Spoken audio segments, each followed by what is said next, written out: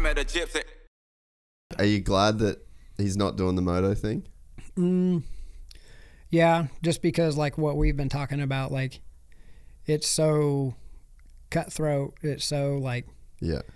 I mean, look at a guy like Carson. Like, Yeah. He's love such that- a good modern example. love that kid, Yeah. and he's such a good rider. And like, I know where the start, the kid's going to be right there, but he's not getting the starts. You know, he's having these little stupid injuries all the time, and just these little things are keeping him, you know, back from, you know, being a guy that's going to be able to Yeah. make the money to build a life off of, you know. But he has the skill, you know, but so does Jalik. You know, there's a handful of the kids out there that you see that could do it. You know, Dylan Schwartz, he has everything that he needs to be successful. And it's just, you can't get 14th every weekend. You know, Man, like, I wonder with Carson if there's like a real mental sting with him, you know, like, because everything was going so right. Like, how do you mentally well, and I deal with that? Honestly, I think that's what Probably one of the bigger issues. One of the biggest things is when Yeah. Geico folded up, it was like, Yeah. What the fuck? dude, Yeah. even Yoder. Yeah. Like, I've worked with Yoder. I was working with him when he was on Geico. Like, Yeah.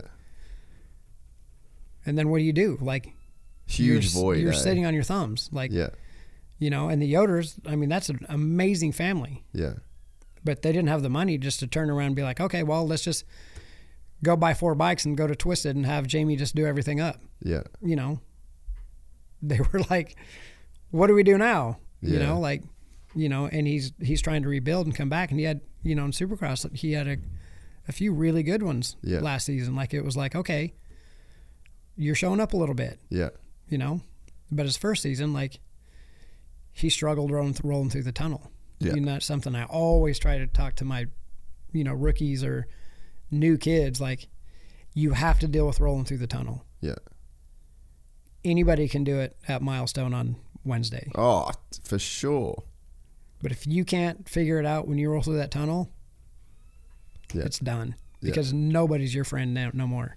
Like, roll down there, have some authority, whole shot practice. If someone tries to go around you, take their line. Like, Yeah. you need to do it now. Yeah. Don't wait for a heat race. If you wait for a heat race, it's too late. Man, it's like, I'll get roasted for the whole like jiu-jitsu analogies, but like, even, you know, I go into a gym and it's so easy to be like, okay, put your ego aside. Don't let, you know what I mean? Like, you can get tapped by all these dudes. It's your first day in this gym, you know, like, don't make a scene. Don't make don't be that guy. And then I just like seeing these dudes and you know the guys that you got to spar with, and I'm like, I'm not letting them fucking beat me. Like, Right. there's like a level. It's such an ego thing though, and it says more. It says more than what you think it does. Like, it's those little things, like you said, like that. Don't, like, whole shot practice. Don't let, like, if you let that guy go around you easily and then you make a mistake in the whoops, but then he, like, that dude's in your head all night. Like, that's, Yeah. you remember, like, they're the details that, like, they they're up. not going to over give you and- the time of day when they come up on you. and then, yeah, they think like, oh, this guy's fucking easy to pass. Yeah. And it's like in a gym scenario, it's like there were dudes literally their entire, like, we trained together for years. Like, we're the same level, same size. We trained together from white belt for 4 years. And they'd never done anything to me. And it was like that. There is like, there's such a gnarly competitiveness in that, which feels a bit fucked up. Like, if you can't let someone, or, you know what I mean? But it's like, I honestly think that there's really something to that mentality, and it's like, it's heavy to wear that mentality. It's heavy to like live in that all the time. But, you know, I look at a guy like Tomac or a guy like Villo. It's like, they have that mentality forever. And if you look at a Tomac, or look at a Villapoto or Dungey, or, you know, Kenny or James, you know, any of those guys, or even Jason now. And what I was going to bring up was something about Jason when he started. They can go out wherever they want. They don't have to whole shot practice. They can roll around 2 laps. and then they can just lay one down. They've already established who they are, what they are. They know the pecking order. People know where Kenny's at. Like, everyone knows he doesn't have to the size of earn his a dick. pecking order. You know, they know that he's a bad dude. Yeah. But when I started with Jason, he was very, very timid. He took off You're last. talking about Ando? Anderson, yeah. And I'm like, dude, you got a whole shot practice. And he struggled so bad until he started figuring it out. And then I worked with him a couple of years. He was with, I believe he was with Alden when he got on the 450 because he was on the Husky. Yeah. And but I was at every race, and he hole shotted 18 of the first 21 practices his first season on a 450. Mm-hmm. And he set his respect where he was, who he was. Yeah. You know, he established that early. Yeah, that name's going to be on the board. It's every time your for number's us. on the board. Yeah. And I always It tell makes my a rider, big dude, I difference, tell man. my riders all the time, and I even talk to Ryder about this all the time. I'm like, you cannot show up to Supercross and be invisible. Yeah. Vince Frieza's never invisible Yeah, that's at a very race. true. From the first practice until the end of the night, Yeah. he's on your radar. Yeah. You know where he's at. But then you have guys that are like so much skill, and you never even notice they were at the race. Yeah. It's like, dude, you started last. You started 8th in every heat race. You know, you got 7th. You qualified 12th. You know, like, where were you? Yeah. Never saw you. Yeah. Like, fight with somebody. Like, Make a follow, play. like, do something to show that you even want to be there. Yeah. You Yeah, know? it's so true. And like even thinking with like the gym analogy, like there's even where people leave their stuff. Like everyone, you got like the mats, and then there's like the black belts are here.